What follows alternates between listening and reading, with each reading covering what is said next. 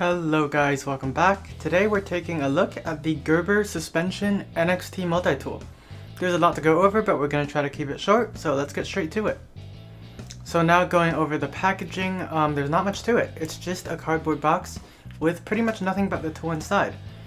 Of course you do get a warranty. It is a whopping 25 years, which is really impressive for a tool of this price. But that's what you get when you buy from a name brand like Gerber. You do not get a sheath, but instead it has a pocket or belt clip, and we'll go over that a little bit later. Now onto the tool. Alright, so starting as we always do with the external overview, it's full stainless steel, which is really nice. It's not cheap plastic like a lot of the competitors, but unfortunately it doesn't look very nice, nor does it feel very nice. The design itself I do like. You know, you have laser engraved markings, suspension NXT, Gerber on the clip, and you have these really nice cool truss cutouts. But that's where the nice things end, because the actual finish itself, while some of you may like it, I really don't like it. It just looks and feels a little bit cheap. And if you go to the side view, you realize it's very cheap, because the metal is very thin. You can see I can bend this clip with my hands. It's a little bit unfortunate, but I mean, you're getting metal, so I'm not going to complain too much, especially because keep in mind, I got this tool for I think 27 bucks. Right now it's retailing for about 30, so the price is extremely reasonable. So that's really why you're going to be saving there on premium things like material quality. It is still stainless steel, which is nice. As I said, no belt clip, no sheath, but you do get a belt clip or pocket clip, whatever you prefer. However, again, really thin, really wobbly, really cheap. And that's unacceptable for a belt clip because you can see it's so flimsy that it simply doesn't secure the tool properly. And I've seen countless reviews of this breaking on people, which is just a little bit unfortunate, but I'm sure you can find a way to work around that. I just throw it in my pocket usually, because if I use this it tends to fall out, unfortunately. An alternative method of carrying is here. Inside here you can see you have a plastic insert for a lanyard hole. So while I personally would never use that, it is a nice feature to have, and it stays out of your way if you don't need it. You can obviously tell that it's smaller than the size of my hand. It's very nice and compact, which is really nice for, as I said, things like throwing it in a pocket. And that carries over in terms of lightweight, which is, I guess, a benefit to that really thin stainless steel. This thing comes in at just 6.7 ounces, which is best in class for something like this. It's still enough to be somewhat hefty feeling, so you do get kind of that feel of a nice quality tool, but it's not so heavy that it's pulling your pants down when you try to run. Now, unfortunately here, continuing with that feeling of cheapness and low quality, I mean, that speaks for itself. That is the worst play I've seen in pretty much any tool. It's pretty unfortunate. You know, again, I have to cut it some slack, consider that it's a $30 tool, but I mean, that's just damn near unacceptable. Come on now. That is a massive amount of play. And it's really squishy too. So, it just doesn't feel that great, you know? And you may not notice it when you're actually using the tool, but if you're fiddling with it like most people do when it's just in their pocket, unfortunately it just doesn't feel that premium, and it kind of ruins the quality, or just rather the feel of this tool. But, you know, again, it is what it is for $30. Now, opening actually does feel very nice, I will say. Same with closing. As you can tell, it's a butterfly mechanism, so you pull it apart and open. The spring in there is nice and stiff, and the joints are nice and smooth. So, you know, that is one good thing. It does feel nice and premium in that respect. Unfortunately, as you could probably tell, it's not one hand opening, so you do need two hands to use it. But that's definitely to be expected with a tool of this price range. In fact, the closest competitor with one hand, I believe, is up in the $100. So that, you know, that can't really be a complaint. Now, of course, all the tools can be accessed, and in fact should be accessed with the tool closed, so you don't really need to open it before you can access the tools. So that is a really good design detail. Speaking of tools, one of the major selling points of this tool is that it crams 15 tools into one for just 30 bucks, and I have to say, it is impressive. We'll go into detail later. All of the tools are locking with these two tabs. It works. I've never had one of the locks fail on me, I will say. although it doesn't necessarily inspire confidence. They're a little bit squishy, you know, there's a little bit of play in them, and the tabs are very small. So, you know, especially for something like the knife, where if it doesn't lock, it's very dangerous, it makes me a little bit nervous, but again, I've never actually had it fail, so I have to say it does its job. Again, with the low quality steels and thinness, the tools are not made of any sort of special tool steel. I believe, don't quote me on this, but in terms of the finish and feel that I can tell, it seems to be the same material as the actual tool body. There's nothing terribly wrong with that for this price range, but it's just your tools are not going to hold a terribly great edge, nor are they going to be super durable. The ergonomics are also another problem with this tool. If we open it back up again, because the metal is so thin here, they have an attempt of rounding it to make it a little bit nicer, which I will credit them for. And the plastic insert also makes it a bit nicer, but I mean, you can't really get that much force on it, simply because it's not very cushioned, and this is going to dig into your hand and it's going to start to hurt. Again, that's kind of one of the things you come to expect with a multi-tool like this. That's part of the nature of a tool like this. So you're going to have to get used to it. But it would be nice if, again, you had the higher quality and thicker metals in there, so that it didn't dig into your hand so much. So now I think it's time to take a look at those 15 tools. Now, I'll have a detailed function test of all of these tools in a separate video, but in an effort to keep this video under a year long, we are going to just do a quick overview of each tool here, and I'll give you some observations I've had over the past months of using them. First one, major one, of course, needle nose pliers.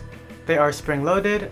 They do the job. Again, ergonomics, not fantastic, but if we close it up, you can see the tolerances are actually very nice. The actual pliers part close to a tip, so nice and evenly.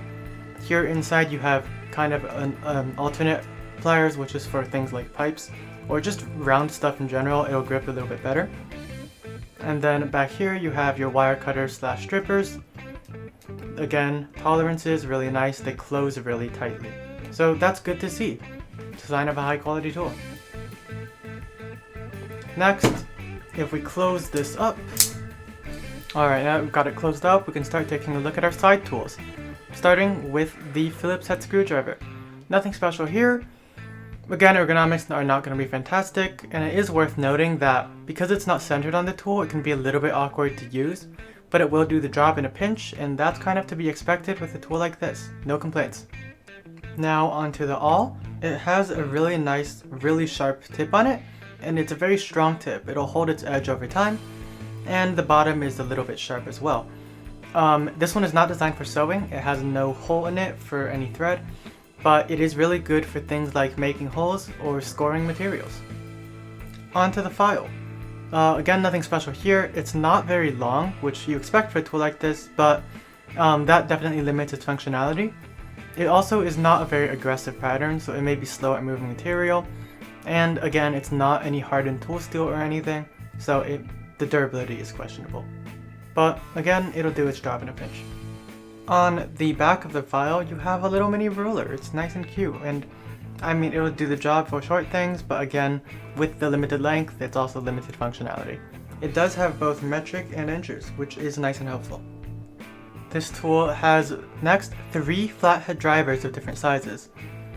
Large, medium, and small. We got a preview of the medium on the tip of the file there. The large is on the bottle opener, small is on the can opener. Now, in my opinion, the flathead screw is the worst screw ever invented. It should not exist. It is horrific in every way. And that's going to be compounded by the fact that none of these are actually centered, this extends of course, that none of these are actually centered on the center line of the tool, again, making it nearly impossible to use. But I mean, it's good for prying things, I guess. Not really the fault of the tool here, it's just that the flathead is an awful design for a screw. Now onto the scissors, probably my favorite tool on here. It may not be the most practical just because of its small size, although I will say that it will get the job done in a pinch. You know, it won't cut as straight as a long pair of scissors, but it can actually cut a long piece of material. It'll just be lots of short cuts. Nicely spring-loaded, so you can operate it with one finger. I like to use my thumb. Could be a bit smoother, could have been better lubricated. You can see it's already wearing down. on that metal. There is some scratching there, but you know, it definitely does the job and it's actually quite satisfying to use. It's my favorite tool just because, well, it's kind of unique and pretty fun. Next up, the can opener. As seems to be a theme with the tools on this tool. It's not the easiest to use, it's not the best at its job, but it'll get the job done in a pinch. It does have actually a very nice and sharp and seemingly pretty durable blade on here, so you can really dig into those cans. Definitely better than those little tiny ones that you'd find in like your wallet or your keychain, but still a little bit rough to use. You've also got a bottle opener, again on the base of the flathead driver. I'm underage, but I'll assume that it works. And finally, the staple of pretty much any multi-tool, the blade. Unfortunately, this one isn't the best. It's 2.25 inches, which is definitely not the best length I've seen on a multi-tool. Although, I mean, I guess it's usable. What compounds the issue, however, is the fact that they chose not to go with a separate saw. Instead, they just serrated the edge of half of the blade. So that cuts down your working length of the blade by half for each type. In addition, the serrated edge, oh, focus, come on. Gonna work with me here? There we go. Serrated edge, not nice at all. It can barely cut through anything. It can barely cut my finger. The blade itself is actually quite sharp, but it won't keep its edge very well, because again, it's not any sort of special tool steel, although it can be resharpened. I'd again much rather they have included a separate saw blade. This is arguably the single biggest misstep of this whole tool setup. Finally, let's take a quick look at some of the other options on the market. Believe it or not, you could get a full-sized multi-tool with, on paper, a similar amount of functionality for just $10 on Amazon. However, at that point, you're dealing with hit or miss quality and durability while lacking any sort of refinement and not being backed by a name brand tool. I will admit, however, that if you're really not much of a tool person and just want a cheap one to carry, they may not be bad options.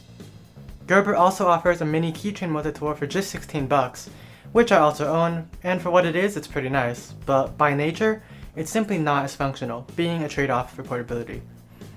On the other side of things, for $10 more, you can pick up the Gerber truss, or adding on another $5, the Gerber suspension. I've heard nice things about both tools, but it really comes down to your budget at that point. Finally, the other major player here, Leatherman, doesn't even offer a full-size tool for under $50.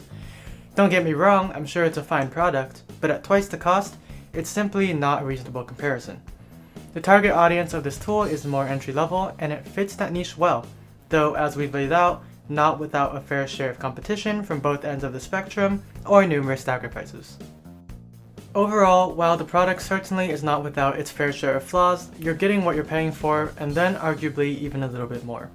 A full-size multi-tool from a name brand for just $30 is somewhat of a steal. The shaky build quality is made up for with a high degree of functionality. This tool won't give you that premium feel that makes you excited to use it, but it'll certainly still do the job if you do. If you're interested in buying it, then please consider helping me out by using my Amazon affiliate link down below. It doesn't cost you a penny and it really means a lot. As always, thanks for watching and we'll see you guys next time.